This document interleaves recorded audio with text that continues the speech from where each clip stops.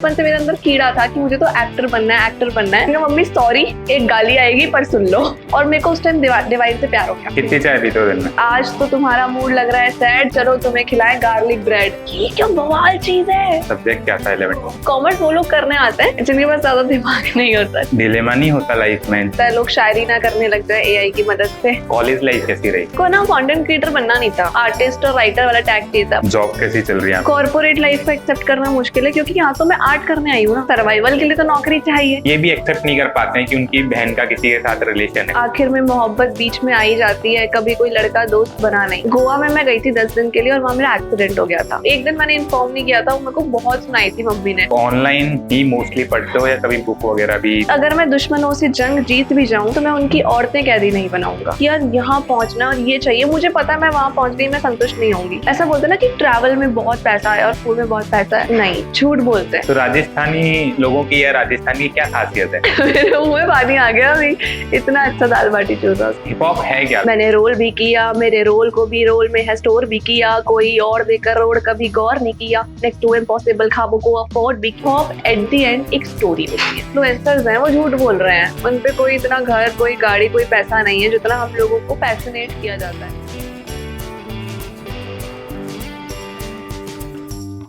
तो और जानवी क्या चल रहा है? चाय चाय चल रही। अच्छा, तुम्हारी आदत है क्या चाय पीने की? कितनी बहुत। चाय पीते हो दिन में? डिपेंड करता है, जब घर पे थी तो मम्मी चाय तो 5-6 तो हो जाती थी। जॉब कैसी चल रही है आपकी दिल्ली में?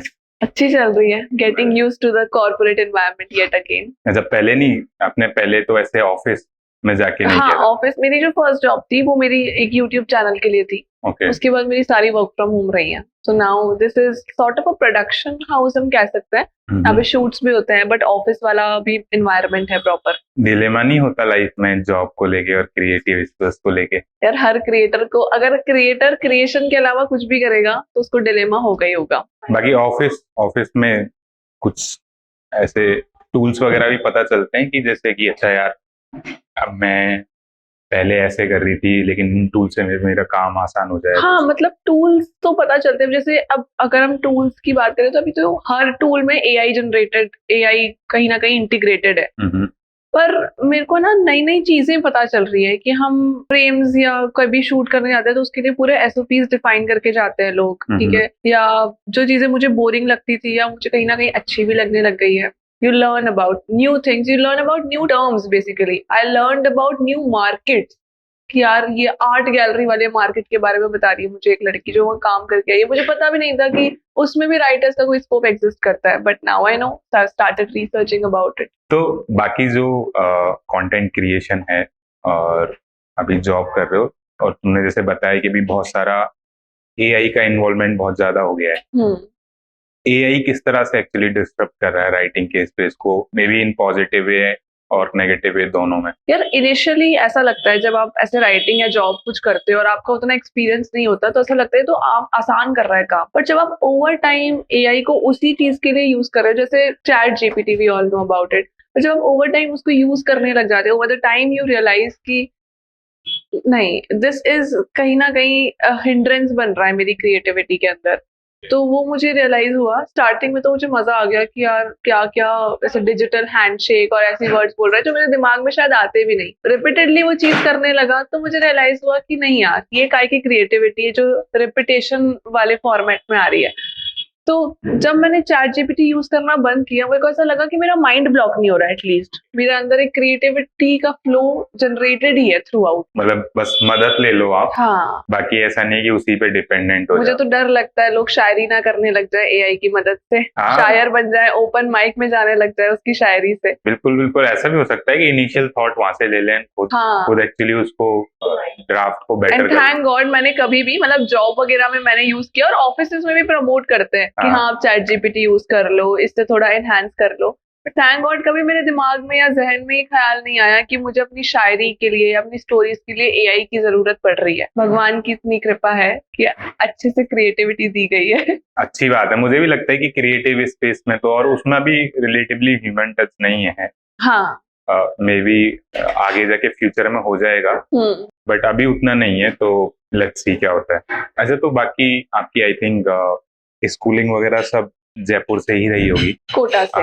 कोटा, अच्छा। माय होम टाउन इज अच्छा, कोटा। अपने घर के बारे में थोड़ा बताओ, कौन है हाँ। फैमिली में, कैसे क्या बचपन रहा? मेरे पापा गवर्नमेंट जॉब में थे, तो बचपन से मैं जोधपुर रही एक्चुअली।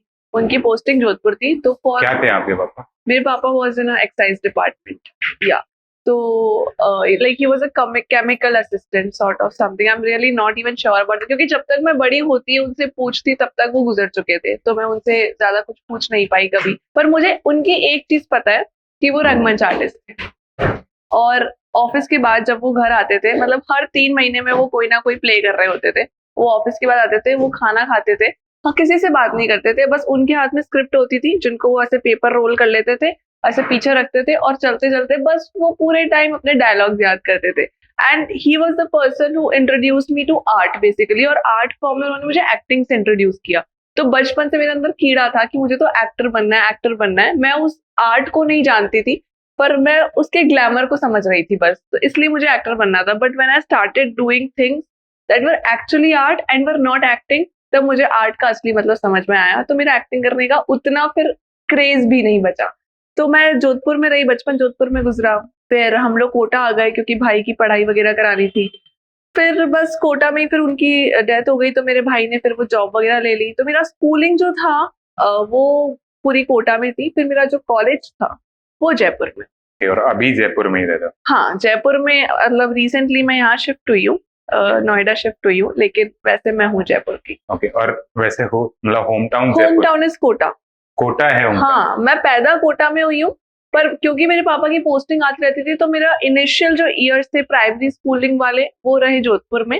फिर थोड़ा सेकेंडरी की तरह जब हम बड़े 11th-12th जो हुआ वो मेरी कोटा में हुई, एंड देन कॉलेज में मैं जयपुर आ गई। मतलब आपका क्या था सब्जेक्ट, क्या था 11? कॉमर्स था, पर वो कोचिंग वाली भागदौड़ मैंने कॉमर्स में रहते हुए भी की है।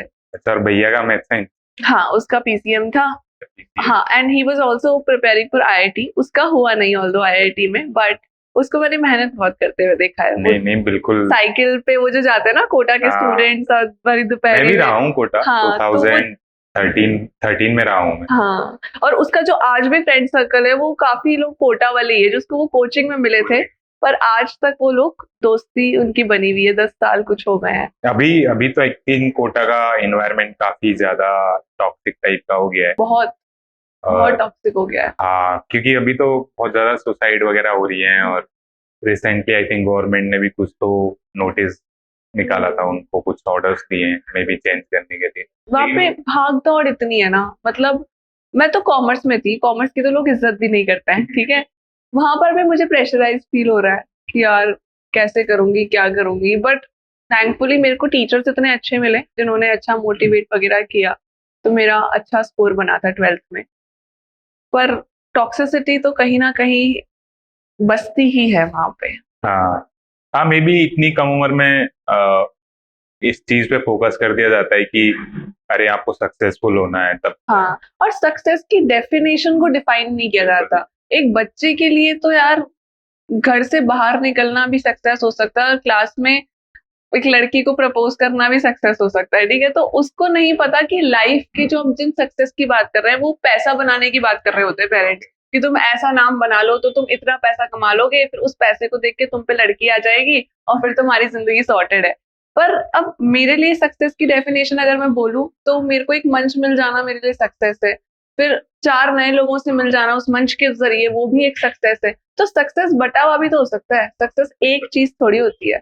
तो वो चीज जब बच्चों को बताई नहीं जाती है ना बचपन से ही, फिर बड़े होके वो ऐसे ट्रॉमेटाइज हो जाता है पूरी तरह से। हाँ, मुझे लगता है कि आपकी जनरेशन की अच्छी बात है कि वो फील कर पा रही है, वो समझ पा रही है कि ये मेरा जो भी बिहेवियर है, जो भी एक्शन है, वो किसी ना किसी एक पास्ट एक्सपीरियंस की वजह से हो रहा है। जैसे अभी मैंने कुछ दिन पहले एक कोट पढ़ा था, तुहिना राज एक राइटर है, उन्होंने लिखा था कि the only way to get rid of a feeling is to feel it to the maximum. तो जब आप अपने इमोशंस को रेजिस्ट नहीं करते हो ना, तो आप अपने अंदर जब तक झांकोगे नहीं, आप खुद को, अगर आपको सामने वाले को भी परखना है, पहचानना है, तो आप झांकते हो ना उसके अंदर कि वो कहाँ से आया है, कहाँ को जाना चाहता है। तो वैसा आपको खुद के साथ भी करना ही पड़ेगा, वरना जिंदगी भर आपको घुटन ही महसूस। कौन सी एज में आपके एक्चुअली पापा गुजरे थे? आप कितने साल के थे? I was 15 that time. 15। 15। Okay, तो इस बारे में हम बात कर सकते हैं थोड़ा? हाँ हाँ बिल्कुल। अच्छा, कैसा, क्योंकि मेरे खुद के दोनों मम्मी पापा नहीं है और मेरे लिए बहुत हार्ड है आई नो। बिना उनके एक्चुअली, क्योंकि मेरे तो अभी 19 और 20 में ही गुजरे हैं। और मतलब कैसा लगता है, क्या चेंजेस आए उस चीज के बारे में, या फिर मे भी हो सकता है चेंजेस नहीं आए बट तुम्हें अच्छे या बुरे टाइम पे उनकी कमी महसूस होती हो? कमी तो मुझे ऐसा लगता है मैं बुढ़ी हो जाऊंगी, दांत गिर जाएंगे, तब भी मुझे ऐसा लगेगा कि पापा होते तो कितना अच्छा था। हाँ। लेकिन आई वॉज 15 और उनका ऐसा था that he met with an accident actually. तो वो बहुत सडन था मेरे लिए, मतलब वो मुझे बोल कर जा रहे हैं कि मतलब it was 25 January I remember, और अगले दिन इट वॉज रिपब्लिक डे, तो उनके यहाँ फ्लैग होस्टिंग और सब होती है, तो वो शादी में जा रहे थे। तो मुझे बोल के गए कि मैं जा रहा हूँ, मैं लेट आऊंगा शादी से, तो मम्मी का ध्यान रखना और मैं तेरे पास आके सो जाऊंगा और सुबह मुझे फ्लैग होस्टिंग के लिए जल्दी निकलना है। और जो उनके लास्ट वर्ड्स थे ना, वो थे मम्मी का ध्यान रखना।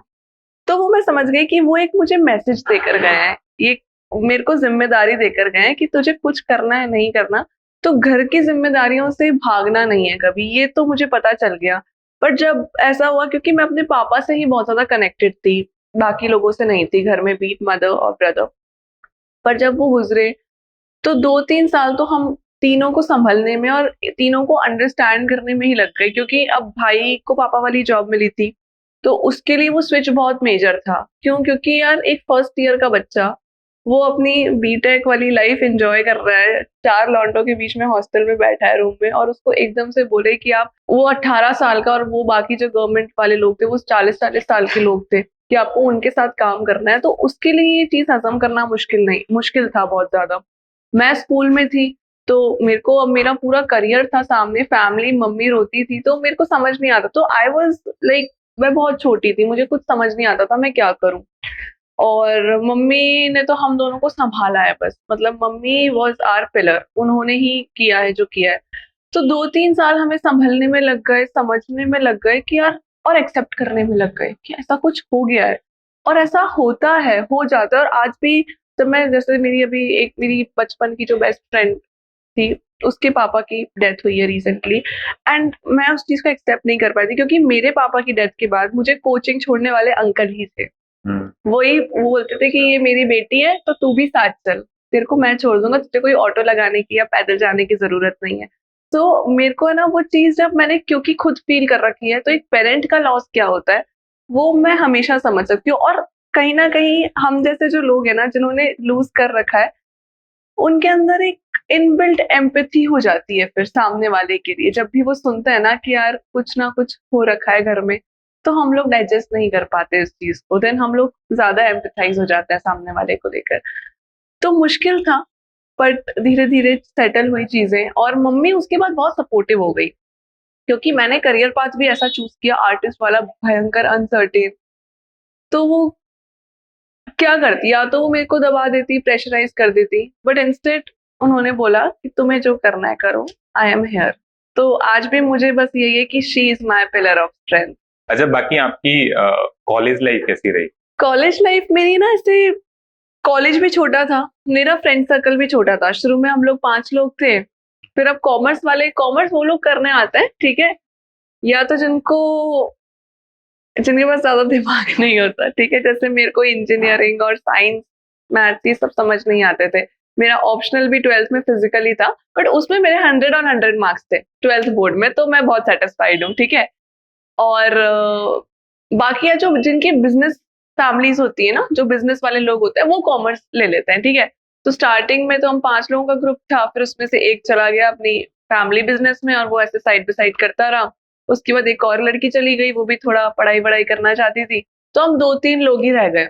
तो 1 साल तो बहुत अच्छा रहा, और मेरे कॉलेज की अच्छी बात ये थी कि छोटा कॉलेज था, लगता था कि कोई ऐसा बहुत नाम नहीं है, पर वहाँ पढ़ाई बहुत अच्छी होती थी, वहाँ मेंटोर्स मुझे बहुत अच्छे मिले, और हमारा कॉलेज जो था वो स्पोर्ट्स में बहुत आगे था। ऑल्दो मैंने स्पोर्ट्स में ऐसा कुछ टूर्नामेंट या कुछ ऐसा खेला नहीं, बट मैं वहाँ टीटी खेलना सीखी, तो मुझे इंटरेस्ट आया कि यार टीटी बड़ी अच्छी चीज है। अभी भी मैं वैसे वो स्मैश नहीं दे पाती हूँ, पर मेरे को मजा आता था, मेरा माइंड रिलैक्स होता था वो खेल के। एंड आई रिमेम्बर, जो मैं आपको वो एक्टिंग वाली चीज बता रही हूँ ना, तो फिर मैंने सोचा यार एक बार, जब भी मैं एक्टिंग वर्ड, मैंने उसके लिए कोई मेहनत नहीं की एक्टिंग के लिए, पर I wanted to give it a shot.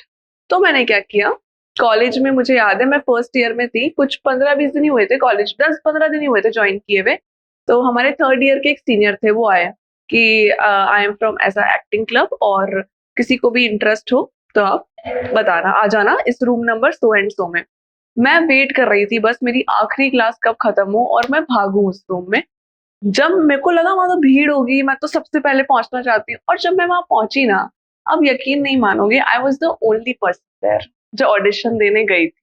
उसके अलावा कोई नहीं आया था ऑडिशन देने। मतलब दिस अ रीजन कि मैं जयपुर से नोएडा शिफ्ट हुई हूँ, क्योंकि यहाँ पे वो पूरा सर्कल है। आप मंडी हाउस पे जाओगे, वहाँ थिएटर्स ही थिएटर्स है। जयपुर में भी थिएटर्स है, मैं ऐसा नहीं बोल रही, 2 रंगमंच है वहाँ पे, रविंद्र मंच है और जवाहर कला केंद्र है। पर वहाँ पे लोगों में ना इंटरेस्ट नहीं है। वो एक एक उनका वायर्ड माइंडसेट है, सोसाइटी जो वायर कर देती है ना माइंडसेट को, कि तुम्हें तो या तो सरकारी बिजनेस करना नौकरी। है या सरकारी नौकरी करनी है, ठीक है। तो ये आर्ट वार्ट को इतना महत्व नहीं मिलता वहां पे। I was the only one there. और मुझे याद है कि हम लोग फिर जब नुक्कड़ नाटक, तब मेरे को पता चला नुक्कड़ नाटक भी कुछ होता है, तो मैंने नुक्कड़ नाटक करना शुरू किया। और मैं पेड़ बनी थी पहले नुक्कड़ नाटक में। उन्होंने मुझे ऐसा कुछ बहुत बड़ा रोल नहीं दिया, पर मैं बहुत खुश थी पेड़ बन के। मुझे खड़ा रहना था और मुझे लोग पेड़ बनता हुआ देख रहे थे, तो मैंने कहा चलो मैं लोगों की नजरों में तो मुझे लोगों की नजर में आने वाली जो फीलिंग थी ना, वो मुझे अच्छी लगती थी। फिर मुझे रियलाइज हुआ जब मैं सेकंड ईयर में आई, तो मैं थोड़ी सीनियोरिटी वाली पोजीशन पे आई, वो थर्ड ईयर वाले तो जा चुके थे। अभी तक ये लोग क्या कर रहे थे, यूट्यूब पे नुक्कड़ नाटक देख रहे थे, वहां से उठा उठा के हमसे करवा रहे थे। मैंने बोला नहीं, ऐसे नहीं चलेगा, मैं पूरी स्क्रिप्ट लिखूंगी। तो मैंने पुकार करके एक पूरी नुक्कड़ नाटक की स्क्रिप्ट लिखी, और उस टाइम मैं हिप हॉप में बहुत एक्टिव थी। तो जो डिवाइन का गाना है आजादी, जो गली बॉय में आया, हाँ हाँ। उसका मैंने फीमेल वर्जन लिखा है, ठीक है। और मैंने जो वो लिखा था नुक्कड़ नाटक, वो भी रेप इशू के अराउंड ही था। मैंने सबसे वो आजादी वाला रैप करवाया है। मुझे उम्मीद नहीं थी वो लोग कर लेंगे, और मैं सच में, मैंने 1-2 फ्रेंड्स को तो रिक्वेस्ट किया, यार मुझे नुक्कड़ में लोग चाहिए, तुम लोग प्लीज आ जाओ, प्लीज आ जाओ। थोड़ी सी अथॉरिटी मुझे उस टाइम मिल गई थी। प्लीज प्लीज करके मैंने 10-12 जने इकट्ठे किए और उन लोगों से नुक्कड़ नाटक करवाया। फिर मैं थोड़ी सी एक्टिव रही नुक्कड़ नाटक में, और फिर कोविड आ गया। तो वो सारा जो भी आर्ट और वो सब था ना, वो एक बार के लिए रह गया। पर कोविड में ये चीज अच्छी हुई कि कॉलेज तो चल रहा था, और मैंने ज्यादा अच्छे से पढ़ाई की। मुझे ऐसा रियलाइज हुआ कि मैं रोज सुबह उठ जाती थी, रोज ऑनलाइन क्लासेस लेती थी। और उस टाइम पे एक चीज अच्छी हुई, क्योंकि मेरे अंदर हिप हॉप का वो बहुत कीड़ा था और मैं साइफर्स में जा नहीं पा रही थी, मैं हर हफ्ते एक वीडियो डालती थी। उसी टाइम मैं डिवाइन से भी रिकॉग्नाइज हुई, मेरे को रफ्तार ने भी रिकॉग्नाइज किया। मैंने 10 ऑनलाइन कॉम्पिटिशन में भी परफॉर्म पार्टिसिपेट किया, उसमें मैं जीती भी सही। राजा कुमारी से मेरी बात हुई। तो वो सारी चीजें इसलिए हुई क्योंकि मैं इतनी कंसिस्टेंटली अपने हिप हॉप या रैप वीडियोस के छोटे छोटे ऐसे स्निपेट्स ही डालती थी, कि एक वर्स 16 बार्स का एक वर्स होता है, तो वो मैंने लिख लिया। कोई भी यूट्यूब पे रैंडम बीट उठाई, इधर स्पीकर पे बीट लगाई, इधर रैप किया। मेरे पास कोई माइक, कोई कैमरा, कुछ नहीं था। और फिर बादशाह ने एक बार स्टोरी डाल दी, तो आई वॉज वेरी सेटिस्फाइड कि ठीक है, मेरे को लोग जान रहे, मैं कुछ तो ऐसा सही कर रही होंगी कि यार यहाँ तक मेरे वीडियोस जा रहे हैं, उनकी स्टोरी तक। मेरे को याद है 40,000 लाइक्स आए थे मेरे एक वीडियो पे, और मैं आसमान में थी। मतलब मैंने सेलिब्रेट ही कर लिया था। ऐसे जो हम कहते हैं लिटिल थिंग सेलिब्रेट करो, मेरे लिए वो बहुत बिग थिंग थी जिसको मैंने सेलिब्रेट किया था। तो कॉलेज के टाइम पे ये हुआ कि हिप हॉप में मेरा बहुत ज्यादा क्रेज था, मैं बहुत एक्टिव रही। पर वही है कि जैसे जैसे कॉलेज खत्म हुआ, फिर रियलिटी चेक मिला कि मेरे को पैसा कमाना है, तो थोड़ा मेरा हिप हॉप से माइंड डाइवर्ट भी हुआ। बट साइमल्टेनियसली ये चीज अच्छी हो गई कि मेरा शायरी में और इंटरेस्ट हो गया। और मुझे याद है, एक लड़की है मृणाल शंकर, वो अभी हसल में आई है सीजन 3 में। हाँ, तो she was my first ever person जिसके साथ मैंने कोलैबोरेट किया था। तो उनसे मेरी काफी बात होती थी। तो उन्होंने मुझे ये चीज सजेस्ट की कि यार, क्योंकि वो बचपन से म्यूजिक सीख रही है और फिर वो रैप में एंटर हुई, तो उन्होंने मुझे बोला कि जानवी, तू लिखती बहुत अच्छा है, और तूने स्टार्ट ही ऐसा एज अ शायर किया था, फिर तू हिप हॉप में आई थी, तो तेरे को अपना शायरी पेज कंटिन्यू करना चाहिए। She was the person who motivated me. और फिर मैंने दिन की 5-5 शायरी से अपने जहान का जान वाला पेज पे डालनी शुरू करी। एंड सडनली, फिर ऐसा हुआ, सडनली तो नहीं, 2 साल बाद वो पेज बूस्ट कर गया। तो कहीं ना कहीं हिप हॉप से मिली हुई एक लड़की ने जो मुझे एडवाइस दी, उस चक्कर में मेरा शायरी पेज बूस्ट हुआ। वरना मैं कभी मेहनत करती नहीं, मैं hip hop hip hop hip hop ही करती रहती ऐसा। तो this is how you connect with people. किसी की एक सजेशन, किसी की एक एडवाइस आपकी पूरी जिंदगी को 360 टर्न कर सकती अच्छा, तो ये हिप हॉप के बारे में थोड़ा और बताओ कि ये कहाँ से का मतलब इंटरेस्ट डेवलप हुआ, कोई सुन के, किसी से मिल के, या कैसे डेवलप हुआ इंटरेस्ट? वही मैंने बताया। जब मेरे पापा की डेथ हुई तो उस टाइम पर क्या हुआ, मैंने पहले तो पोएट्रीज लिखना शुरू की थी। My first ever poem was for my father, जिसका नाम था पोर्ट्रेट्स एट अ प्लेस, ऐसा करके, और मैं इंग्लिश में ऐसा लिख दिया था।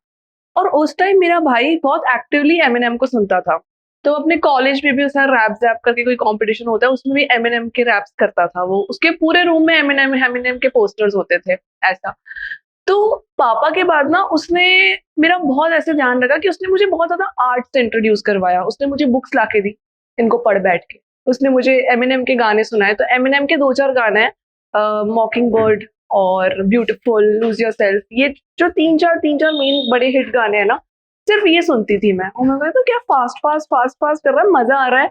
तो तब वो मेरा पहला इंट्रोडक्शन था एमिनेम से। और मेरा पहला गाना जो मैंने सुना था स्मैक दैट, वो मेरे पापा की डेथ नहीं हुई थी, उससे पहले ही मेरे भाई ने मुझे सुना दिया था, बट इतना अच्छे से नहीं सुना था मैंने। बट बाद में मैं और फील करने लगी थी चीजों को। उसके बाद ऐसा हुआ कि मैंने तब तक नहीं सोचा कि मैं खुद से भी कुछ कर सकती हूँ, क्योंकि मुझे नहीं पता था कि हिंदी में भी होता है।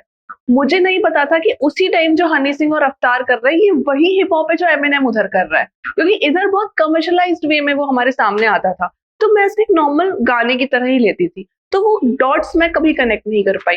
फिर उस टाइम मैं पोएट्रीज करती थी ऐसा। ये जो मेरा जहान का जहान पेज है, इसका नाम था पहले पेनिंग डाउन द फील्ड्स, और उस टाइम मैं इसमें छोटी छोटी इंग्लिश पोएट्रीज लिखती थी ऐसा।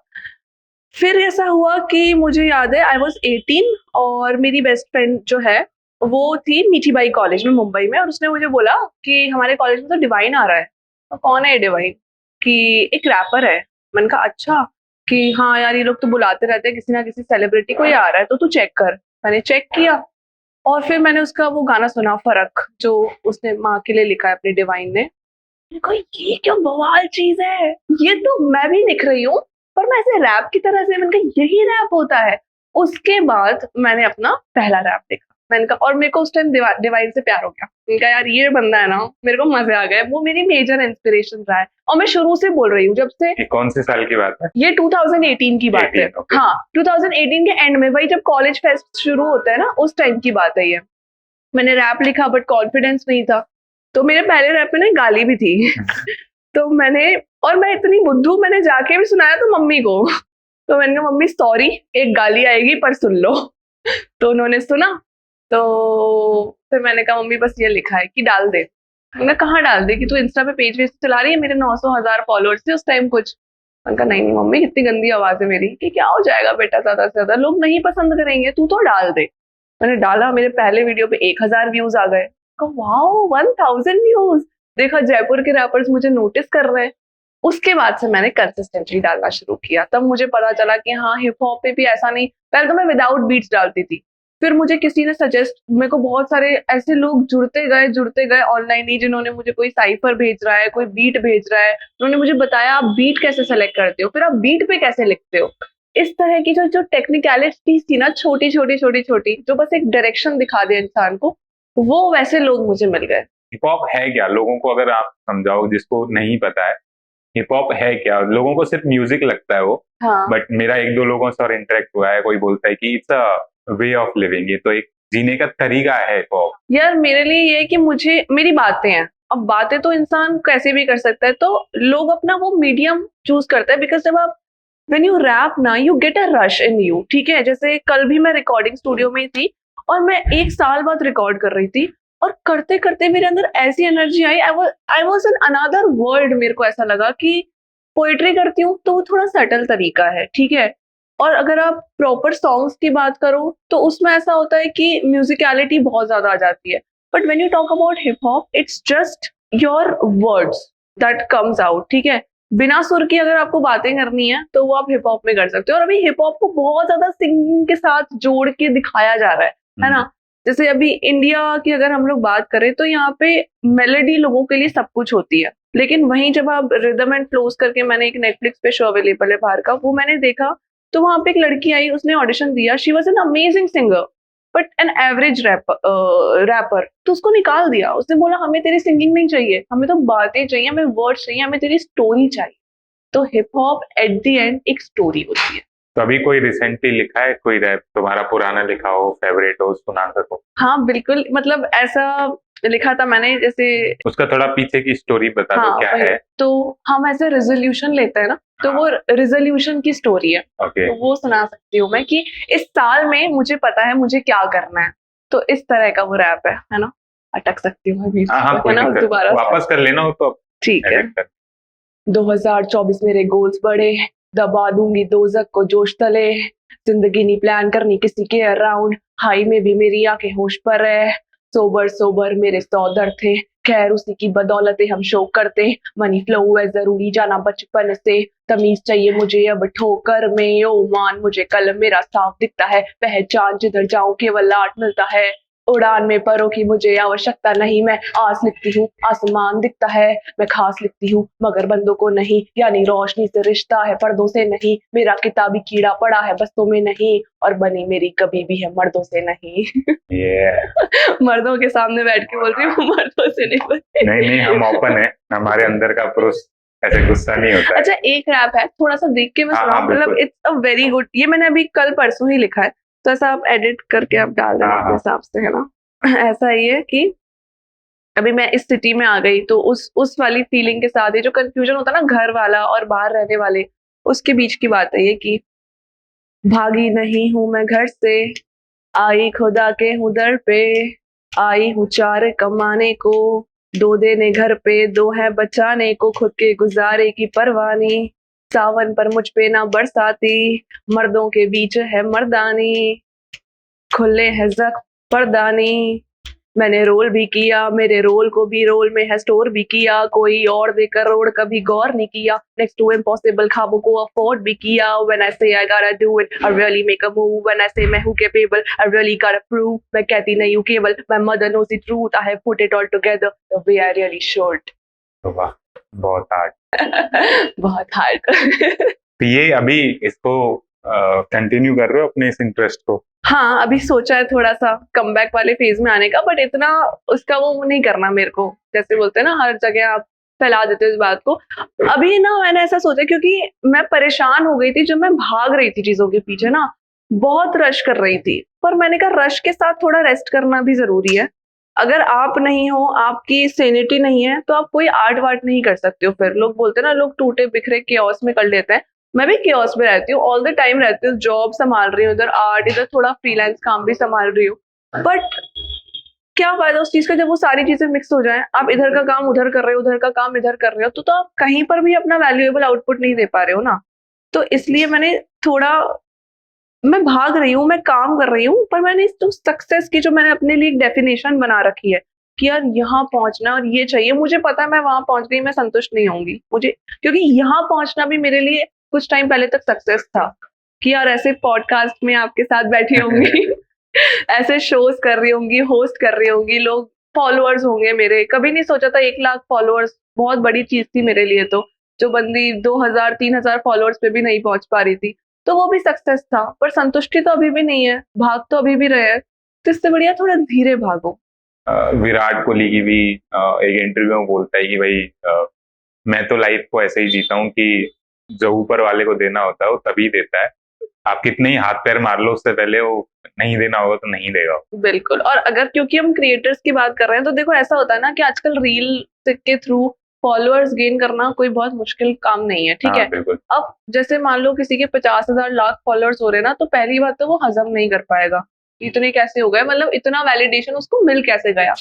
फिर उसको लगता है कि वो जिंदगी में जो कर रहा है उसको हर चीज का अपडेट देना है अपनी ऑडियंस को, but it's not like that. अगर आप लोगों को ये बताने लग गए ना कि आपने ऐसा क्यों किया और आपने वैसा क्यों नहीं किया और मेरी तो ये वजह थी, तो लोगों का आप में जो इंटरेस्ट है ना वो खत्म हो जाएगा, क्योंकि सोशल Mystery नहीं मीडिया रहती। स्पेस, हाँ सोशल मीडिया स्पेस में मजाक उड़ाने वाले बहुत बैठे हैं।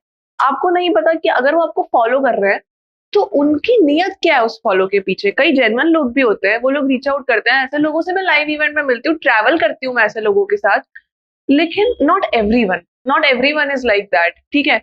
तो इससे बढ़िया, क्योंकि वो एक जनरलाइज्ड ऑडियंस आपके सामने आ रही है, इट्स बेटर कि आप उनको सिर्फ वो बताओ जितना उन्हें जानने की जरूरत है। आज हमारी जिंदगी में चाहे हमारा दोस्त हो, बॉयफ्रेंड हो, मम्मी हो, भाई हो, हम उन्हें उतना ही बताते हैं ना कि मम्मी आपके लिए ये यहाँ तक जरूरी है, क्योंकि इसके आगे अगर वो जानेंगे तो मुझे नहीं पता वो मेरे बारे में क्या सोचेंगी। अगर हमारे करीबी रिश्तों के बारे में भी हम ऐसा सोचते हैं तो फिर वो ऑडियंस से हम कभी मिले भी नहीं है। इट्स लाइक वो एक प्लेटफॉर्म है जहाँ पर वो अपनी बातें शेयर कर रहे हैं कॉमेंट्स के थ्रू, हम हमारी बातें शेयर कर रहे हैं कंटेंट के थ्रू। रियलिटी में और जो एक अलग ही सोशल वर्ल्ड है, डिजिटल वर्ल्ड है, उसमें उसमें कभी डिफरेंस ऐसे महसूस होता है कुछ बहुत अलग टाइप का एक्सपीरियंस कि यार ऐसे तो हम इतने सारे लोगों से जुड़े हुए हैं बट ऐसे अकेले लगता है? बहुत यार, ये जो जितने भी फॉलोअर्स वाले लोग हैं ना, इनके पास कोई नहीं है बात करने को। और पता है, इट्स नॉट जस्ट अबाउट मेरा, मैं जब भी कोई ओपिनियन शेयर करती हूँ वो मेरा सिर्फ पर्सनल एक्सपीरियंस नहीं होता, ये उन सारी एक्सपीरियंसेस का या चीजों का अमेलगमेशन होता है बाकी लोगों की भी, जो मैं यहाँ पे प्रेजेंट कर रही हूँ। मैंने देखा बहुत सारे मेरे क्रिएटर फ्रेंड्स हैं, ठीक है, 1 लाख फॉलोअर्स, 3 लाख फॉलोअर्स, और अभी होली निकली है, होली पे सबने ये स्टोरी डाल रखी थी, आज तो मैं खुद को रूम में लॉक करके सो रही हूँ, आज तो मैं नेटफ्लिक्स एंड ऐसा बिंज ईटिंग और ये सब चीजें करूंगी। तो उनको है ना ये चीज एक्सेप्ट नहीं हो पाती है, मेरे को भी नहीं हो पाती है कि मैंने होली इस बार मनाई ही नहीं है। वो भी नहीं मना पा रहे, फैमिली से दूर बैठे हैं क्योंकि काम भी करना है उन लोगों को, लेकिन काम करने वाली जगह पे सिर्फ काम करने वाले लोग ही होते हैं। वो लोग आपको नहीं बोलेंगे कि आप यहाँ आके हमारे साथ सेलिब्रेट करो अनटिल एंड अनलेस उसमें कोई ना कोई वर्क इन्वॉल्व होगा, ठीक है।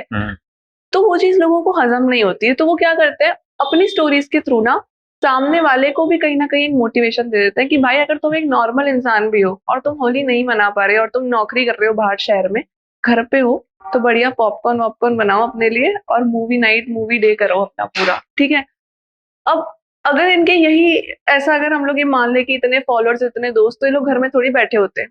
मुझे मौका मिलता होली मनाने का तो मैं तो जाती ना मनाने, उनको मौका ही नहीं मिला, मुझे भी नहीं मिला, तो वो तन्हाई तो रह जाती कहीं ना कहीं। बट आप सबको सब कुछ जैसे बता रहे थे सब नहीं बता सकते हो, तो जैसे जैसे आप जितना ऊपर जाते जाते हो, जितना सोशली एक्सपोज होते जाते हो, उतने ही आप एक्चुअली अकेले होते जाते हो, आप अंदर होते जाते हो कि भाई मेरे ये चीज पता ना चले, ये पता ना चले। एंड देन आप जब काम करने लगते हो, कंटेंट क्रिएट करते हो, मे बी ग्रोथ हो रहा होता है, तो आपके पास काम भी ज्यादा बढ़ जाता है, तब आप अपने पर्सनल या क्लोज लोगों को भी टाइम नहीं दे पाते हो कभी कभी। और हाँ, बुरा लगता है ये, अगर मैं कुछ दिन ऐसा हो जाए कि मैं बहुत ज्यादा काम कर रही हूँ और मेरी घर पे बात नहीं हो रही है या मेरे बॉयफ्रेंड से बात नहीं हो रही है, दोस्तों से नहीं, तो मुझे गिल्टी आ जाती है फिर कि अगर मैंने कुछ खड़ा कर भी लिया तो फिर मैं जाऊंगी किसके पास। मुझे तो ऐसा है कि मैं कुछ भी अचीव कर रही हूँ, मुझे किसी को कॉल करके बताना है, मैं अकेले अपनी खुशियां सेलिब्रेट ही नहीं कर सकती हूँ।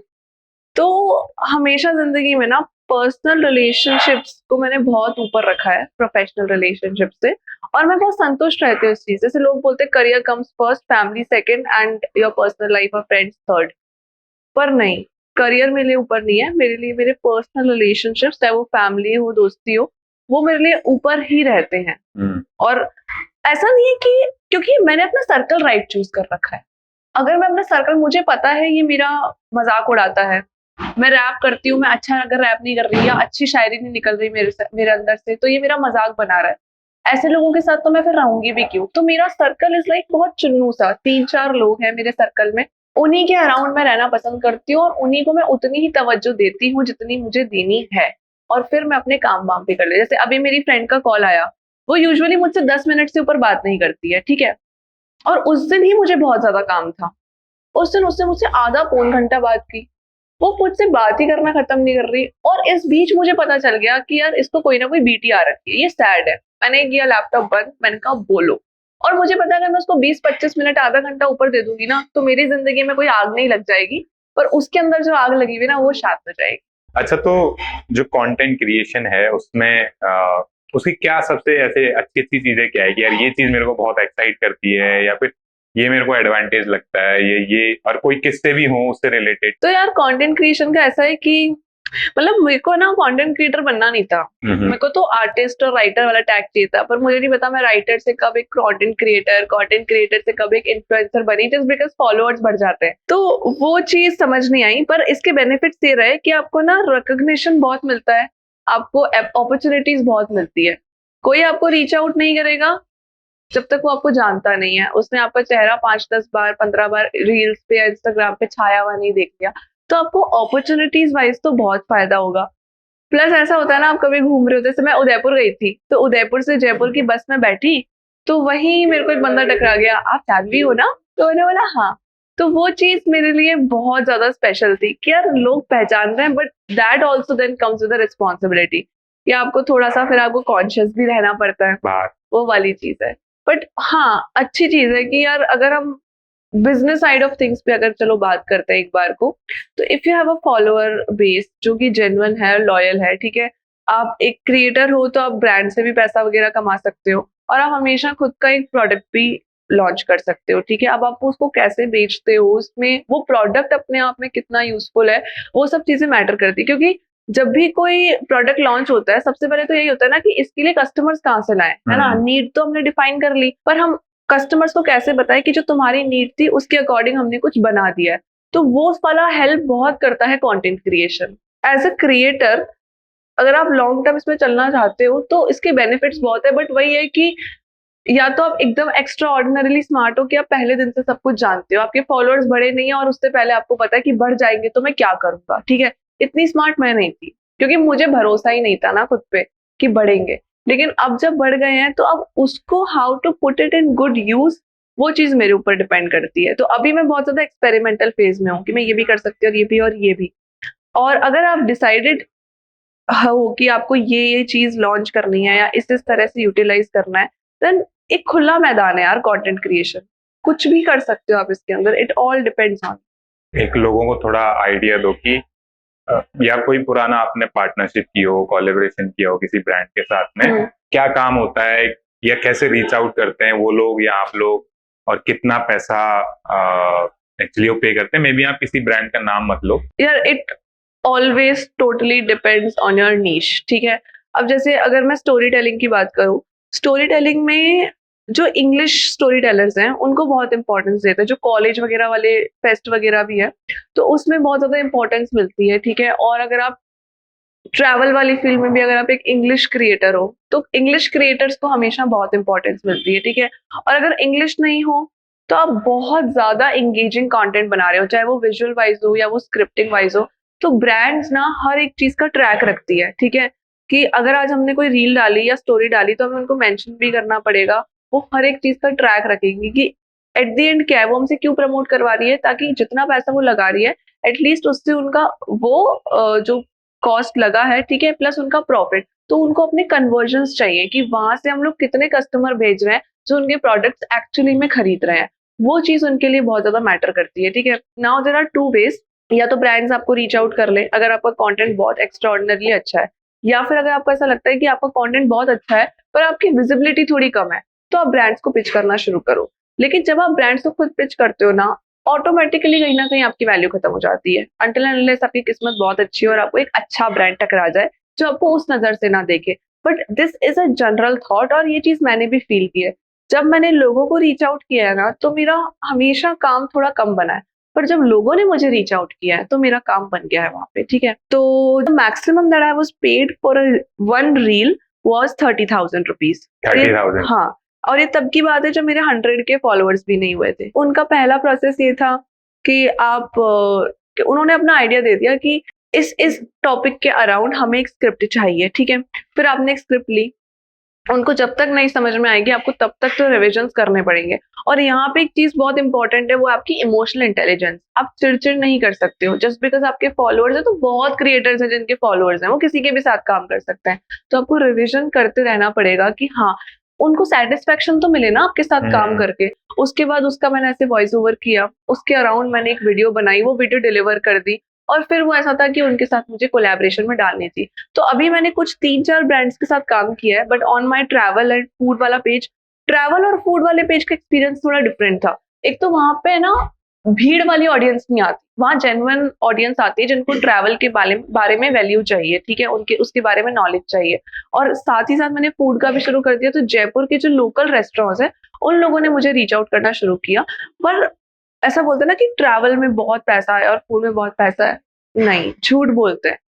ऐसा नहीं होता कि 10,000 फॉलोअर्स है तो आप एक रील का 5,000, 6,000, 10,000 स्टार्ट चार्ज कर सकते हो, ऐसा नहीं होता। इट टोटली डिपेंड्स कि उस ब्रांड की पॉकेट में कितना है और उसकी कितनी नीयत है आपको देने की, ठीक है।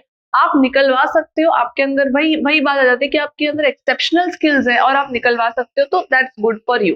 बट अगर हम जनरल एक ऑडियंस की बात करें तो ऐसा नहीं होता कि एकदम से बहुत पैसा आ जाता है। मेरी प्रोफाइल अभी हाईएस्ट व्यूज उस पे 6.7 6.8 मिलियन गए हैं एक वीडियो पे। ट्रेवल वाली पे? हाँ, एक वीडियो पे, एक पे 500 के है, एक पे 200 300 के है। मेरी प्रोफाइल कल रिजेक्ट हुई है एक ब्रांड से। तो उस चीज को एक्सेप्ट कर पाना बहुत मुश्किल है यार। मेरे एक पेज पे 1.5 लाख फॉलोअर्स हैं, एक पे 13,000 फॉलोअर्स हैं, इतनी एंगेजमेंट है। नहीं समझ आया उनको, क्या मालूम हो कोई 5,000 फॉलोअर्स वाली प्रोफाइल को सेलेक्ट कर ले। आप अगर फल की चिंता करोगे तो आपको फल बहुत देर से मिलेगा, क्योंकि आपके अंदर वो चिंता चल रही है।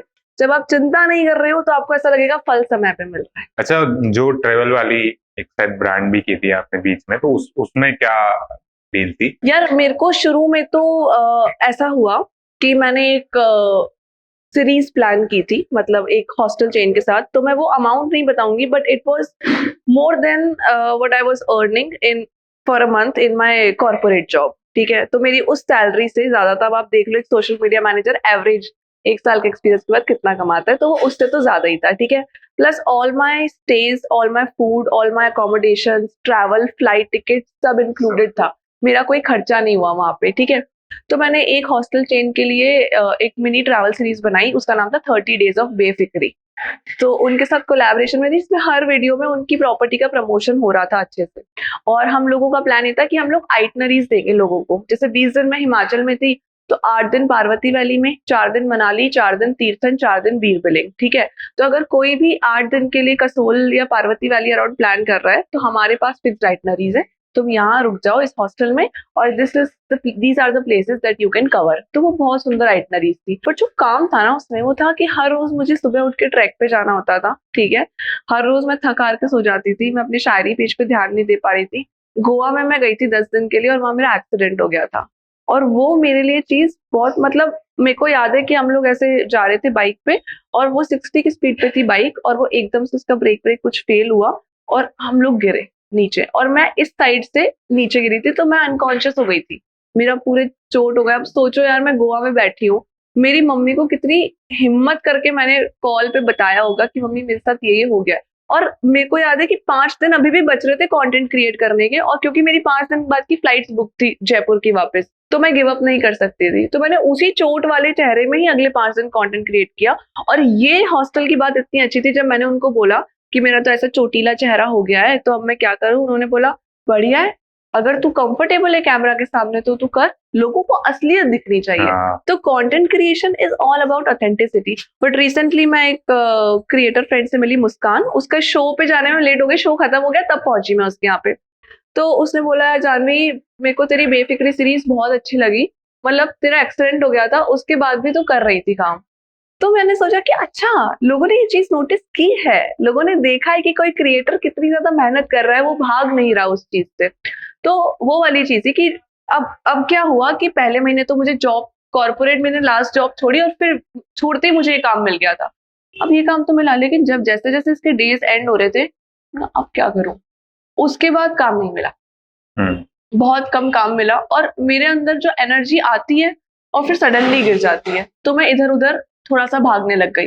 अब मैंने क्या किया, तीनों चीजों को, हिप हॉप को, शायरी को, ट्रैवल को, क्योंकि करना मुझे ये तीनों है, पर कितना एफर्ट किस में देना है ये सब मैंने डिसाइड कर लिया है। किस पेज से, किस ऑडियंस से मेरी क्या एक्सपेक्टेशंस है, क्या गोल्स हैं, वो भी मैंने डिसाइड कर लिया है। Now when everything there is planned, now you can actually create your steps and create your journey. अपनी प्लान्ड जर्नी आप बना सकते हो। तो पहले मैं ऐसा नहीं करती थी, मैं 2-3 साल एक्सपेरिमेंटल फेज में रही हूँ कंटेंट क्रिएशन के। अब मैं थोड़ा सा कम एक्सपेरिमेंटल में हूँ और ज्यादा प्लान्ड में हूँ, बट एक्सपेरिमेंटल तो हमेशा रहा है और रहेगा। बाहर से चकाचौंध दिखती है, बस अच्छी चीजें दिखती है लोगों को, राइट, वो नहीं पता होता है। हर, मुझे लगता है हर प्रोफेशन, हर काम में ये एक्चुअली होता है कि आप बाहर से उसकी चमक देख पाते हो, अंदर उसकी लो फेज है, सब कुछ है।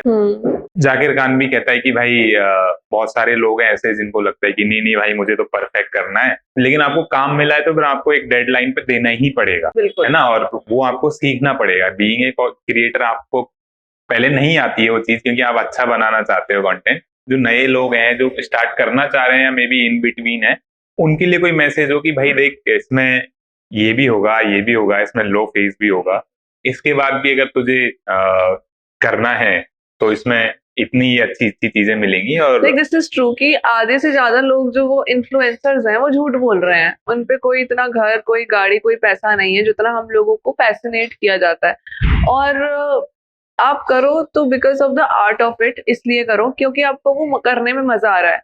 आज मेरे पास अगर एक नौकरी है और मैं अच्छा अगर कमा रही हूँ, उसके बाद भी मैं 10 जगह हाथ पैर मार रही हूँ कंटेंट क्रिएशन में, वो मैं इसलिए मार रही हूँ क्योंकि मुझे मजा आता है वो करने में। जब तक मैं एक रिकॉर्डिंग नहीं कर देती मुझे नींद नहीं आती, मेरे को एक स्पेस नहीं मिल जाता, जब तक मेरी किताब नहीं खुल जाती, लिख नहीं लेती या कहीं घूम नहीं आती, तो मैं परेशान रहती हूँ, मुझे एक बेचैनी रहती है। और मुझे पता है चाहे मुझे कितनी भी हाई पेइंग जॉब मिल जाए, जब तक मेरे को यहाँ से पैसा नहीं बनेगा ना, या जब तक मैं ये नहीं कर पाई ना, या रिकॉग्निशन नहीं मिला, तो मेरे को मजा नहीं आएगा जीने में। तो आप उस चीज के लिए करो कि आप उसको अपनी जिंदगी का एक हिस्सा बना लो।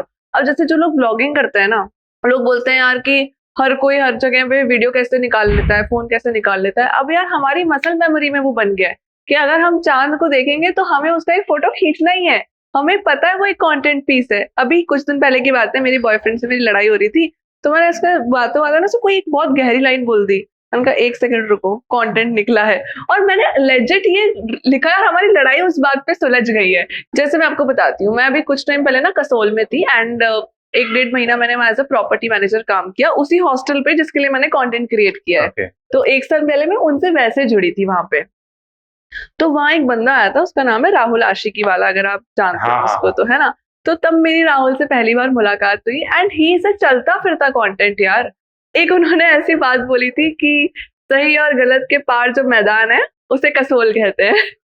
तो ये बात हमारे लिए बहुत अनएक्सपेक्टेड थी सुनना, पर उन्होंने मुझे बताया कि वो क्या क्या चीजें लिख के बैठे हैं। हम लोगों ने वहां पे एक वीडियो शूट भी किया और बड़े डाउन टू अर्थ बंदे थे वो, उनके थे 2.5-3 लाख फॉलोअर्स।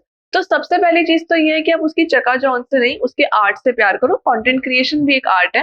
दूसरी बात ये है कि फॉलोअर्स अगर आपके आ रहे हैं तो किसी के भी आ सकते हैं, ठीक है। आप किसी का मजाक बना रहे हो, उसके भी आ सकते हैं। तो इसलिए ज्यादा घमंड नहीं कर रहेगा अपने फॉलोअर्स उसका, क्योंकि ये फॉलोअर्स तुम्हें कभी नहीं पूछेंगे। पैसा बहुत जल्दी नहीं बनता है इसमें। ये वाला जो लोगों के अंदर है ना कि हम तो यूं ग्रो हो जाएंगे, लोगों के फॉलोअर्स जल्दी बन सकते हैं ओवरनाइट, पर उन चीजों को कन्वर्ट करना, ब्रांड्स को रीच आउट करना, खुद का कोई प्रोडक्ट बेचना बिल्कुल आसान नहीं है। मैं खुद का भी चीजें बेच के देख चुकी हूँ, मुझे पता है वो चीजें कितनी मुश्किल होती है करने के लिए। अगर आप ये सोच रहे हो कि अभी तो बहुत लेट हो गया, मैं तो 30 साल का 35 साल का हो गया, यार there are dadis who are 70 and in their 70s and they are killing it. कि आज तो तुम्हारा मूड लग रहा है सैड, चलो तुम्हें खिलाए गार्लिक ब्रेड। ऐसा करके वो दादी अपनी शायरी से शुरू करती है और फिर बढ़िया गार्लिक ब्रेड बनाती है। तो यार ये कितना स्टैंड आउट करने वाला कंटेंट है। तो अगर आपके अंदर कोई आइडियाज है और आप सोच रहे हो पिछले 2 साल से कि यार अब करूंगा, तो सोचने का टाइम नहीं होता है ज्यादा।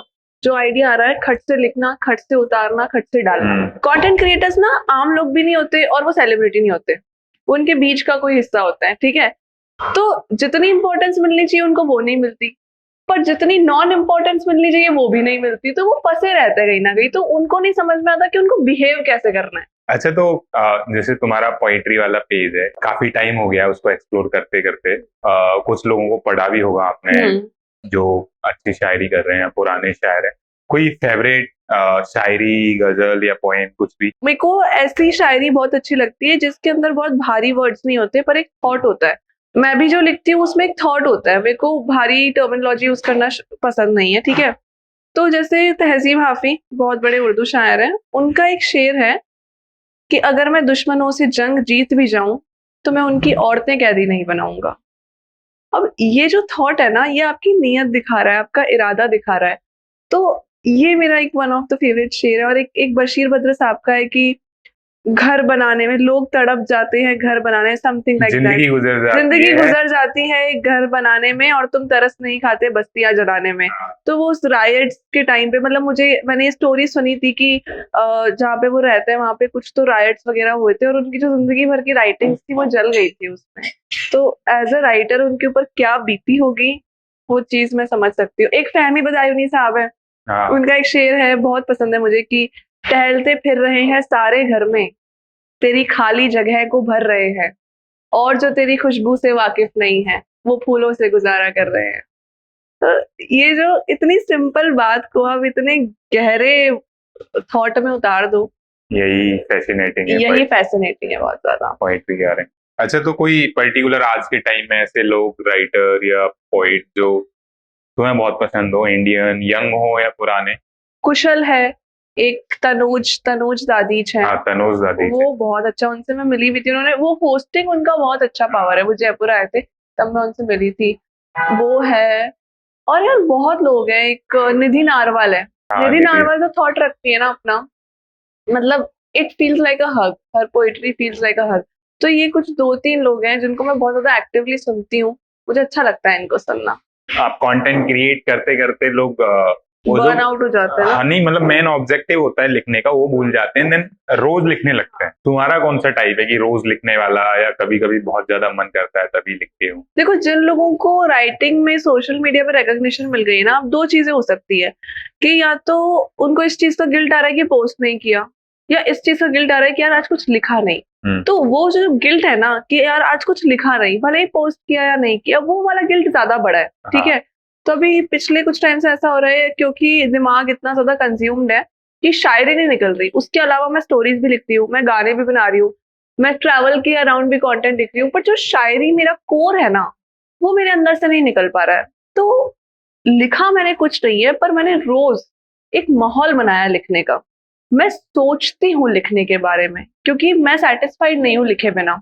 तो मैं बैठती हूँ, मैं पूरे दिन, मेरा राइटिंग प्रोसेस ऐसे रहता है कि मैं पूरे दिन सोचूं मेरे साथ क्या हुआ, अभी मेरे ऊपर क्या गुजर रही है, मैं किन चीजों को फील कर रही हूँ, उन्हीं के अराउंड मुझे लिखना पसंद है। ऐसा नहीं कि यार ये चीज देखी तो इसके अराउंड लिख दिया, ये देखी नहीं। कॉर्पोरेट शायरी भी कर रही हूँ क्योंकि ऑफिस जाने लगी हूँ, बॉस वाले लफड़े, एम्प्लॉय वाले लफड़े, देर हो जा रही है तो वो वाली चीजें मैं लिख देती हूँ। ठीक है। लिखने से पहले राइटर अपने आप को एक एनवायरनमेंट में ढालता है, एक माहौल में ढालता है। ठीक है। तो मैं बस उस माहौल में ढल के रह जाती हूँ, पर क्योंकि मैं खुद को उस माहौल में ढालने का एफर्ट डाल रही हूँ, इसलिए मैं बहुत ज्यादा गिल्ट में नहीं हूँ। ठीक है। तो वो चीज भी मैटर करती है। और मैंने यही बोला ना कि यार आपकी ऑडियंस 4 दिन आप नहीं पोस्ट करोगे तो वो चली जाएगी। ठीक है। मैंने 20 दिन में 10,000 फॉलोअर्स लूज किए।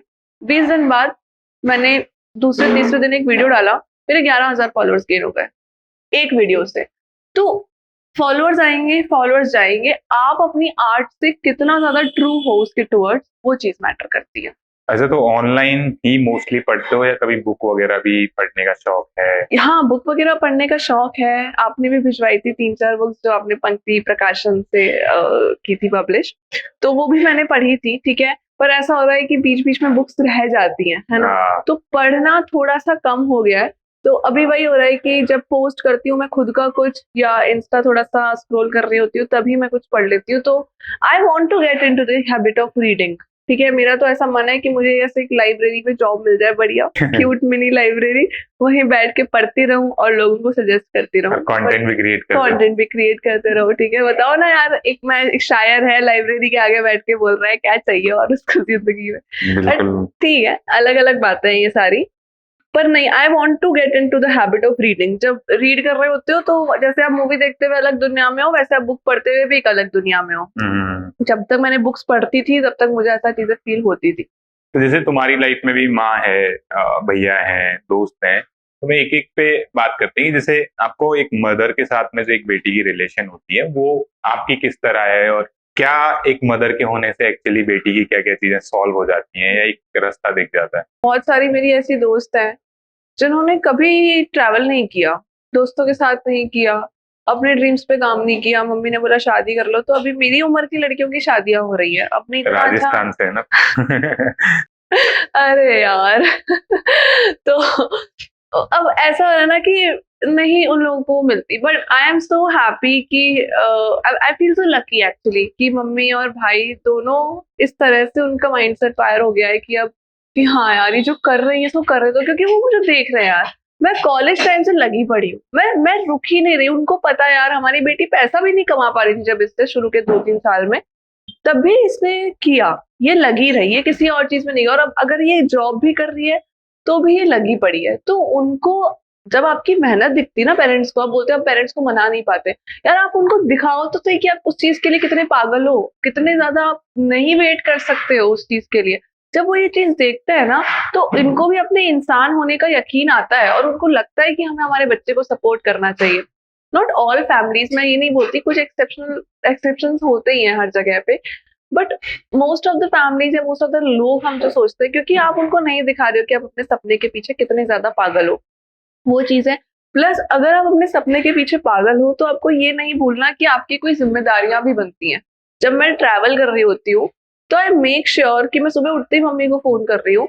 ट्रैवल अगर मुझे पता है मैं एक नो नेटवर्क जोन में जाने वाली हूँ, एक दिन मैंने इन्फॉर्म नहीं किया था, मेरे को बहुत सुनाई थी मम्मी ने।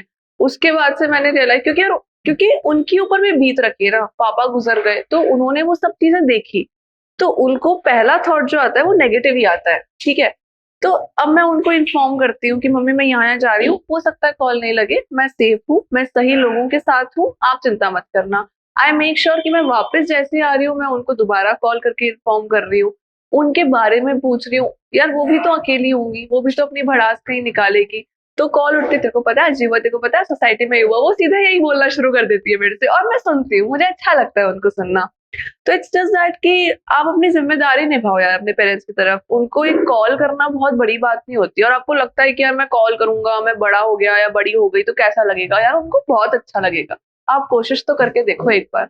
भैया के साथ कैसे रिलेशन है, और भैया कितने सपोर्टिव हैं, या वो अपनी क्या है, मतलब दोनों भाई बहनों का रिलेशन? यार बचपन में तो हम बहुत लड़ाई करते थे, वो मुझे बहुत मारता था, फिर पापा उसको मारते थे, ठीक है, कि मेरी बेटी को हाथ भी मत लगाना। फिर और बचपन में हम लोग ना बिल्कुल अलाइंड नहीं थे, मतलब हमारी एक बार ऐसी लड़ाई हुई थी, हमने 1 साल तक एक दूसरे की तरफ देखा भी नहीं था। बट जब वो पहली बार कॉलेज गया था ना तो मुझे बहुत याद आती थी उसकी, ठीक है। फिर एकदम से पापा वगैरह का हुआ, तो शुरू में तो क्योंकि हम तीनों ही नहीं संभल पा रहे थे तो हम तीनों ही बड़े अजीब से रहते थे।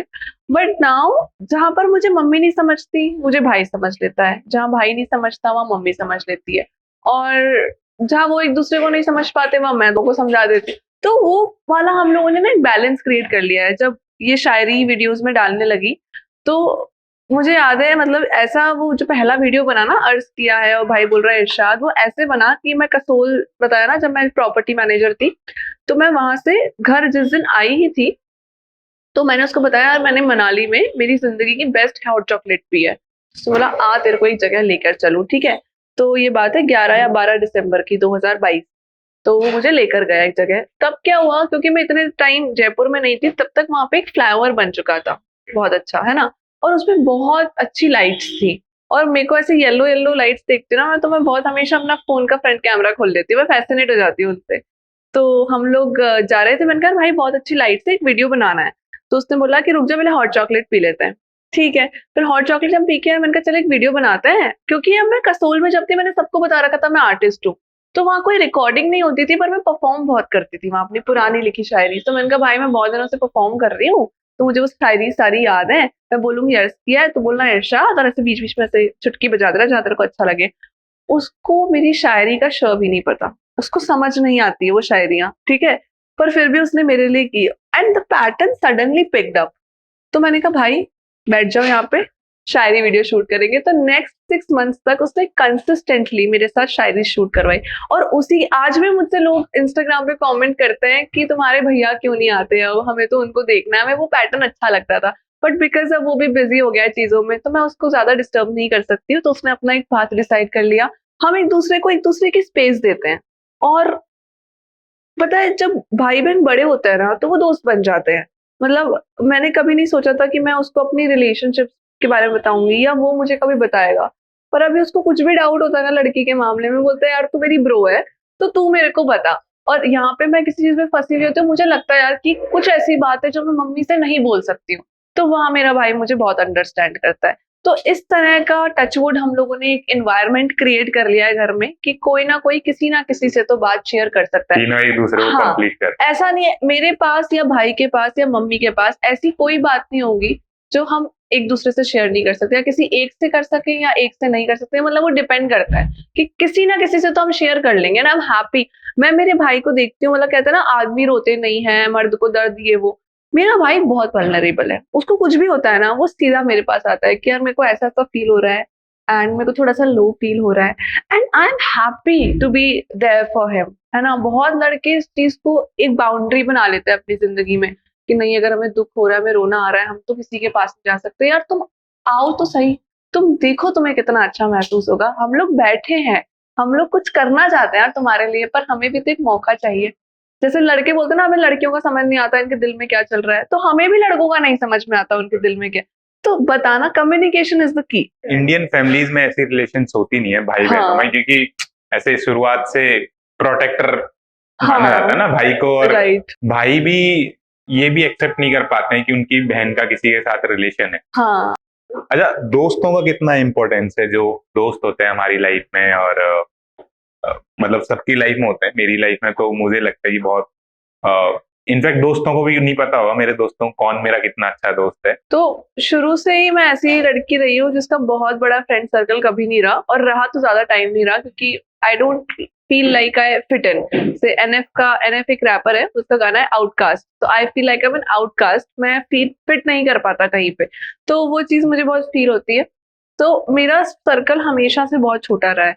कॉलेज में से तो मुझे याद भी नहीं है कि मैं कितने लोगों से बात करती हूँ या कुछ बॉन्ड बचा है। स्कूल की मेरी 2 दोस्त हैं, तो उनसे एक कनाडा रहती है, एक कोटा रहती है। तो उनसे, कनाडा वाली से तो आप जानते हैं मुलाकात ही कितनी, अभी रिसेंटली उससे मिलती, उसकी सिस्टर की शादी थी तो हम लोग गए थे उसमें। और जो दूसरी है वो भी अपनी जिंदगी में थोड़ा सा व्यस्त है, तो उससे भी बात नहीं होती। पर मुझे पता है कि यार ये जब भी बोलेगी ना, मैं खड़ी हूँ इनके लिए, और मैं जब भी बोलूंगी ये खड़ी है मेरे लिए। हम लोग जितना एक दूसरे को कर सकते हैं, और बड़े होने पर दोस्त एक दूसरे को नहीं बताते कि वो एक दूसरे के कितने अच्छे दोस्त हैं, या उनको रोज मिलना है या बात करनी है। पर हमें पता है कि जब हम दोस्तों, जैसे आपने जैसे ही दोस्त बोला ना, मेरे दिमाग में सिर्फ वो 2 लड़कियां आई कि यार ये स्कूल वाली फ्रेंड्स है।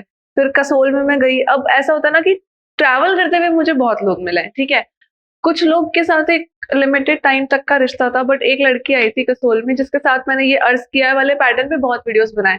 तो शायद आपने पहली बार पोस्ट किया था ना, वो उस लड़की के साथ ही मेरा वीडियो था, आई गेस शायद वही था, आपने वो भी किया। तो उसकी वजह से उसने भी मेरे वीडियोस बहुत वायरल करवाया, वो बहुत अच्छा सुनती है, तो आई नो वो मुझसे बड़ी है 2-3 साल, तो मुझे पता है she is my go to person. कुछ भी हो तो मैं, अब जैसे वो अभी जयपुर है, मैं नोएडा हूँ, बट ऐसा नहीं होता कि हम लोग भूल रहे हैं एक दूसरे को या याद नहीं है। फिर आर्टिस्ट फ्रेंड्स, क्रिएटर फ्रेंड्स बहुत है। जैसे जयपुर में एक लड़का है, वो मेरा शूट करता है, मैं उसका शूट करती हूँ। तो क्रिएटर साइड में भी मेरे बहुत अच्छे फ्रेंड्स बन गए हैं, और अदरवाइज भी मेरे बहुत अच्छे फ्रेंड्स बन गए हैं, बट स्टिल ये सर्कल बहुत छोटा है। मुझे लगता है कि जैसे जैसे बड़े होते हैं तो ये भी समझ में आता है कि भाई दोस्तों से आप सब कुछ एक्सपेक्ट नहीं कर सकते। अगर वो कुछ नहीं कर पा रहे हैं आपके लिए तो आपको समझना पड़ेगा, उनको स्पेस देना पड़ेगा। लोग समझ नहीं पाते, मेरे को भी बहुत टाइम लगा समझने, क्योंकि मतलब आपको बहुत जरूरी काम है और दोस्त नहीं कर पा रहा, उसने मना कर दिया, आपको बुरा लगेगा, बट उसकी वजह से आप दोस्ती तोड़ लो। हाँ, ये तो गलत है। हाँ, यार देखो, छोटी छोटी चीजों पे रिश्ते तोड़ने से क्या मतलब है? मतलब फिर तो आप रिश्ता बनाओ ही मत, क्योंकि आप कोई भी रिश्ता बनाओगे ना, वहां तकरार होगी। आपकी आपके घर वालों से नहीं होती क्या? होती है ना। चलो वो तो ऐसा है कि वो ऐसे रिश्ते जो हमें एक्सेप्ट करने पड़ेंगे, हम बचपन से उनके साथ, हमारा परिवार है। लेकिन अगर आप हर किसी के साथ छोटी छोटी बातों पे रिश्ता तोड़ने लग जाओगे, तो एक समय ऐसा आएगा जब आपके कोई रिश्ते ही नहीं बचेंगे। तो थोड़ा सा, तभी मैं बोलती हूँ कि जो इमोशनल इंटेलिजेंस होती है ना, ये एक ऐसा सॉफ्ट स्किल है जो हर जगह काम आता है। You have to be strong enough to accept कि स्ट्रॉन्ग भी रहो और वल्नरेबल भी रहो टाइम टू टाइम, कि आपको किस जगह कहाँ रहना है, कैसे रहना है, किस इमोशन को फील करना है, इस चीज की समझ। और वो पता है यार, उम्र के साथ ही आती है और अनुभव के साथ आती है। ट्रेवल करते हो एज ए गर्ल इंडिया में बहुत, इनफैक्ट पेरेंट्स तो कभी अलाउ नहीं करते हैं जनरली लोगों को, क्योंकि जैसे एक अंकुश ने लिखी है, पता नहीं किसी ने एक लाइन लिखी है कि घर वालों के लिए लड़की शादी के लिए बड़ी हो जाती है कि अरे बड़े हो गए हो, बट कभी बाहर अकेले घूमने के लिए या दोस्तों के साथ घूमने के लिए बड़ी नहीं होती उनके लिए। तो ऐसे एज ए गर्ल आपके क्या क्या डिफरेंट एक्सपीरियंसेस रहे, या ऐसे मोमेंट्स या ऐसे किस्से जब आपको ये महसूस हुआ हो या कराया गया हो कि आप लड़की हैं? अनसेफ तो कई दफा फील होता है, और वो जरूरी नहीं कि सिर्फ ट्रैवल करते हुए फील हो रहा हो, वो तो बचपन से हो ही रहा है, ठीक है। तो अब एक्सेप्ट ही कर लिया है कि बाहर घर से निकलोगे तो एक ना एक बंदा तो अनसेफ फील कराएगा। मेट्रो में ही चले जाओ, वहां तो पहली बार विमेंस कोच में बैठी, इतनी शांति मिली मेरे को कि चलो ठीक है, यहाँ पे लड़कियां देख रही है, पर एटलीस्ट उस नजर से नहीं देख रही जिससे हमें बुरा फील हो रहा है, ठीक है। और ट्रैवल करने में शुरू में ऐसा हुआ कि शुरू में जो मेरे को वहां पे लोग मिले ना, जिस हॉस्टल पे मैं काम करती थी, तो जो अपर मैनेजमेंट था, वो लोग का ऐसा सीन था कि आप भैया बोलो, हमें सर्वर मत बोलो। तो उन्होंने वैसा वाला कंफर्ट फील करवा दिया।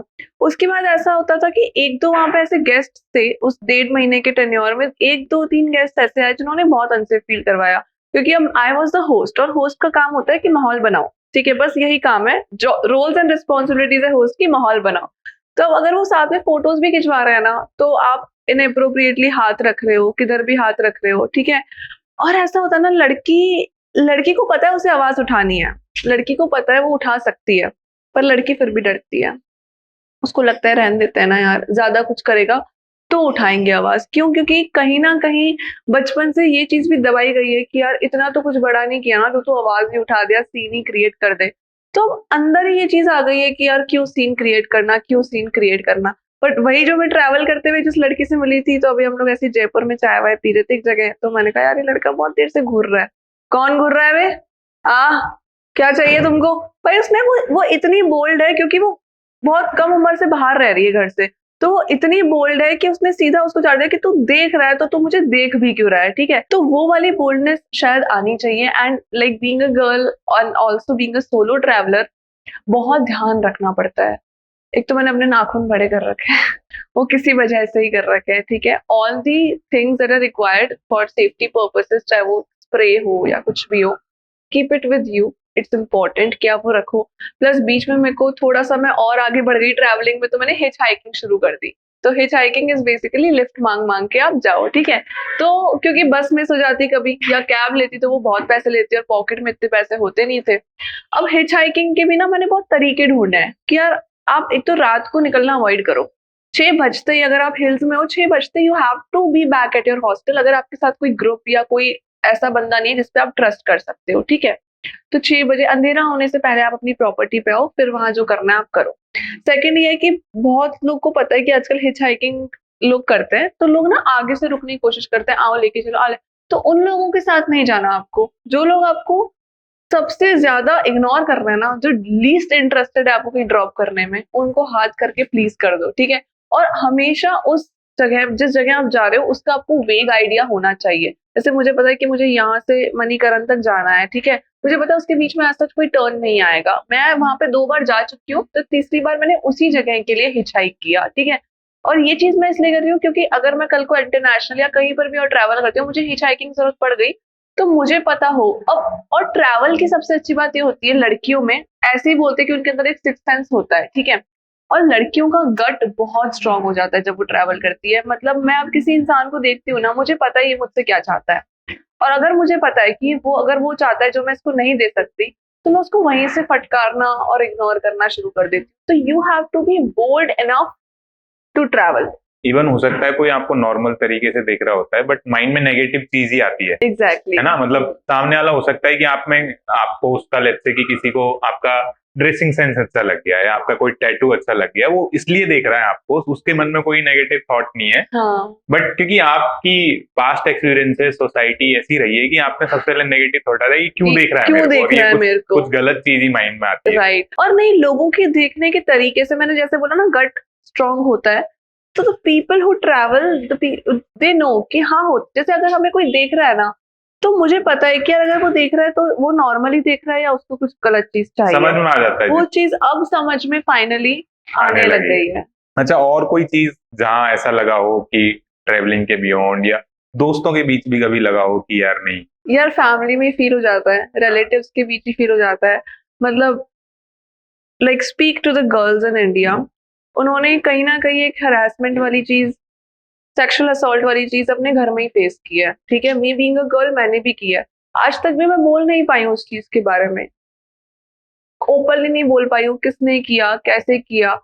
पर 4 out of 5 women in India, उनके साथ तो ये चीज हो ही रही है, ठीक है। Unless you are the lucky one, आपके साथ ये चीज होगी, ठीक है। दोस्तों के बीच में ही मैंने लिखा था एक शेर ना कि आखिर में मोहब्बत बीच में आ ही जाती है, कभी कोई लड़का दोस्त बना नहीं। I have been with male friends in such circles, जहाँ पे उनका एक टच भी मुझे खटकता है कि अगर वो मेरे कंधे पे भी हाथ रख रहा है, तो मुझे पता है that this is a bad touch.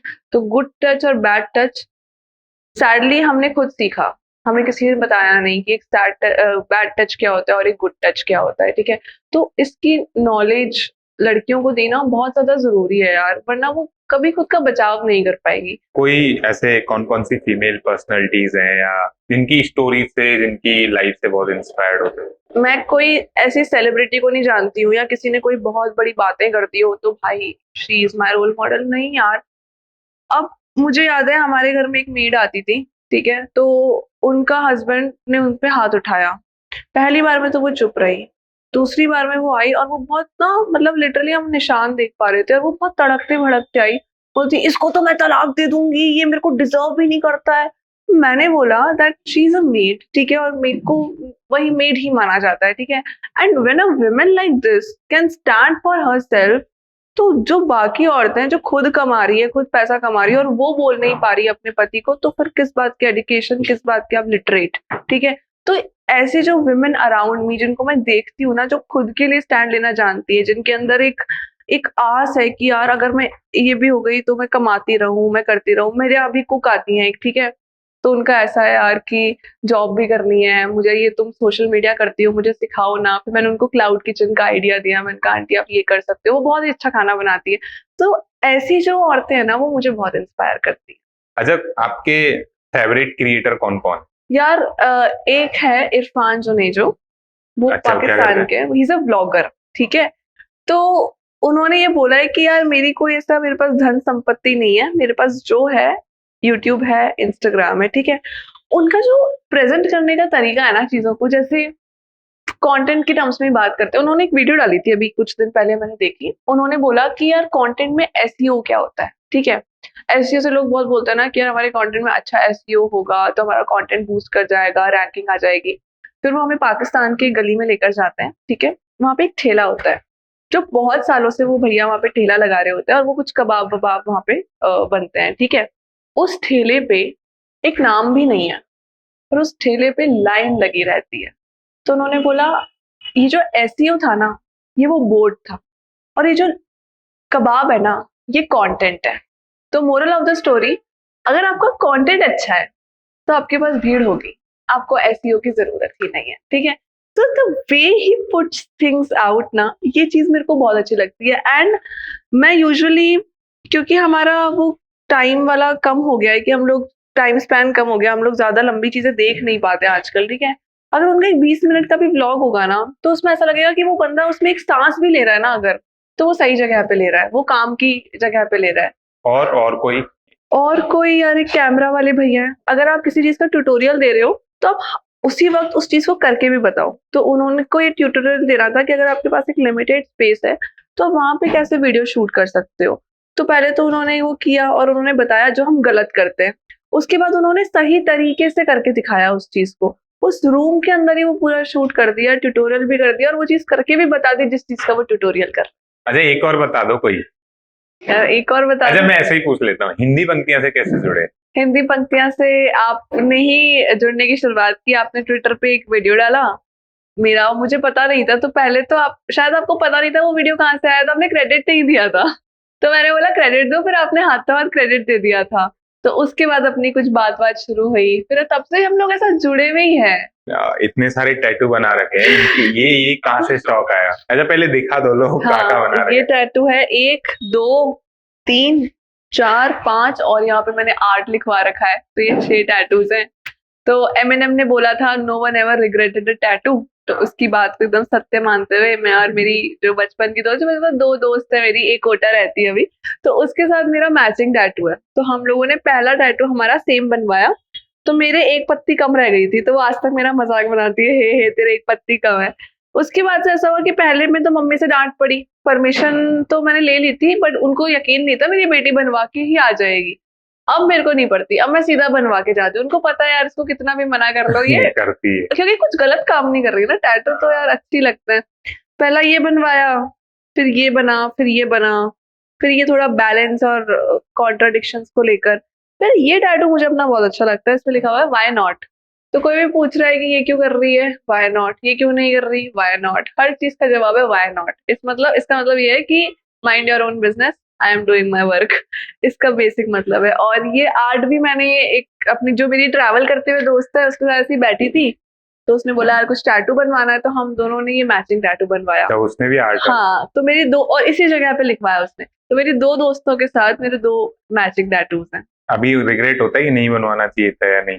नहीं, पता है, आप जब शुरू में आप टैटू बनवाते हो ना, तो उसको 3-4 दिन तक बहुत देखते हो, मेरे टैटू 3-4 दिन बाद आप भूल ही जाते हो, तो आप उसको नोटिस भी नहीं करते हो, वो अब आपकी बॉडी का पार्ट बन चुका है। तो अब आप एक तरह से एक टिल है। तुम्हारी मतलब होम टाउन ही राजस्थान है और अपब्रिंगिंग अलग अलग शहर में हुई है, तो राजस्थानी लोगों की या राजस्थान की क्या खासियत है? यार मैं राजस्थान में तो रही हूँ बहुत ज्यादा, यार राजस्थानी के बारे में ना, पर मैं यही बोलूंगी कि मैंने सुना है, क्योंकि जोधपुर में जो प्रॉपर वो था राजस्थान वाला सीन, उस टाइम तक मैं घर से बाहर निकलती नहीं थी, और बचपन में तो कितनी ही समझ होती है, ठीक है। बट राजस्थान जो है वो बहुत ज्यादा पीसफुल है, मुझे लगता है वो जगह बहुत पीसफुल है, और वहाँ के लोग उतने बुरे नहीं है जितने दूसरी जगहों पे और ये बड़े बड़े शहरों में होता है ना। वहां पे लोगों को दूसरे लोगों की परवाह है, ठीक है।